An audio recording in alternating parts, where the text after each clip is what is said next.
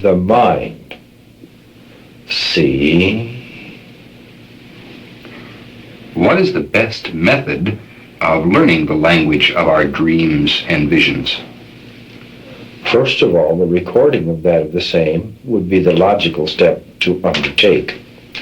Then understand that as you begin to record thy dreams, there will be a pattern that will unfold.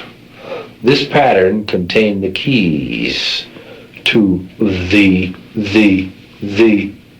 solutions to the problems that ye seek.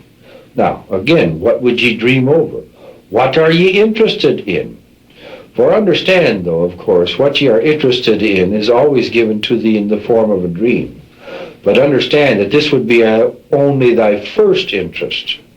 For ultimately, thy purpose, thy prime interest is order to further, to enhance the advancement of that of the soul closer to that of the Godhead. Therefore, eventually in all dreams, or in some portions of the dreams, there is that would be given as spiritual guidance. Now this, of course, would deal with that is a shadow of the soul, or that of personality. But this is the manner in which the dream would be given for each. And the best way to begin to learn it is to understand that there are aspects that will unfold in patterns, and it matters little whether thy education is large or limited. It matters little of thy cultural background. It matters little of the color of thy skin, or one of the 5 races that ye belong to. For there will be aspects in the study of thy dream that will be more or less universal for all. Now, of course, if you are deeply concerned over the lack or scarcity of food, then thy dream holds promises of food. If you are concerned over the lack of money, thy dreams hold ye promises of money. If you are concerned over the lack of companionship, thy dreams hold ye promise of companionship. Whatever is thy concern, whatever it is ye choose to be concerned about, is what thy first dreams in the evening will indicate to thee and answer. As ye progress farther and farther into the twilight hours and enter the closeness of the waking hours, then this is that portion of the day when you will be most likely to have that of a spiritual dream. In that of the center are those that would deal with the personality. The spiritual dream might be those that would be termed the pure psychic dream, when there is communication between all other levels. The entity awakens with a feeling of reverie. Now, if ye would deal with the secondmost aspect of thy dreams, which is personality, then the universality will be indicated in somewhat these fashions. As ye are going through life, thy dream will indicate modes of going through life. This would most usually pertain to transportation. This might be a cart with a yak. It might be the camel. It might be a ship that would fly through the air.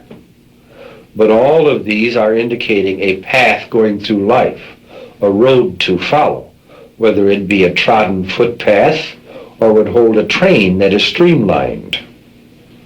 These indicate way through life, and the pattern will show how ye are going through life. Ye might dream that ye are burrowing through the ground as a mole. And if ye are, then ye could reasonably assume that ye are blinded to all other things above thee. This is only a small example, but there will be this universal concept among all peoples, regardless of background, regardless of religion, race, color, creed, you see. There are many that would think of that of the physical form, and the fact that it is either ill or well. And if there be an illness existed within the physical form, you must understand that it is given in the good books speak of the temple. Most would think of this as a cathedral, the church, or the synagogue. But this is not the temple that is referred to in that of the good books, for the temple is thy fleshly body, the house for thy soul, the dwelling place for thy soul. In most cases, if you're not overly concerned about buying or selling a house, of course, then if you would have a dream that would show dwellings, most often it would pertain to some aspect of the physical body. Now, if you were concerned with an aspect of ill health in thy dream, and this is thy prime concern, then when you dream of the house, make sure you inspect the house carefully in thy dream, for in it will be the answer to the solution to eliminate the distress that is felt within that of the physical form. Also, in aspects of consciousness, if ye are aware of the mind that is the builder, the master, and is the link to the creative forces, oftentimes, if it is thy concern to develop the mind, then these dwellings could, in a large degree, pertain to levels of consciousness, levels of awareness, levels of development, you see. There are many other aspects that you might consider. You will find almost always that whether it be a nomad that lives in the middle of the desert or that of a fisherman upon the stormy seas, there will be dreams of water. And water is of life, is of spirit itself. For the fleshly bodies that are existent upon this globe, this spot in the dimensions of God, all did at one time evolve from water.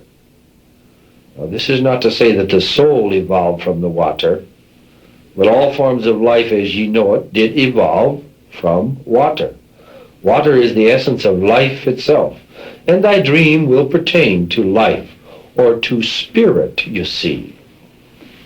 Many would dream in some areas of the world of fishes, and this would be as of spiritual food.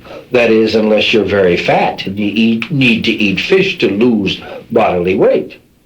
Use a little common sense in the interpretation of these. First, again, what is thy concern? Understand that some who had never seen a fish would not dream of fish, but they might dream of the leaven or the unleavened bread, or a hoe cake. For to them this would be spiritual food. For in many cases, food in dreams pertain to food for the soul.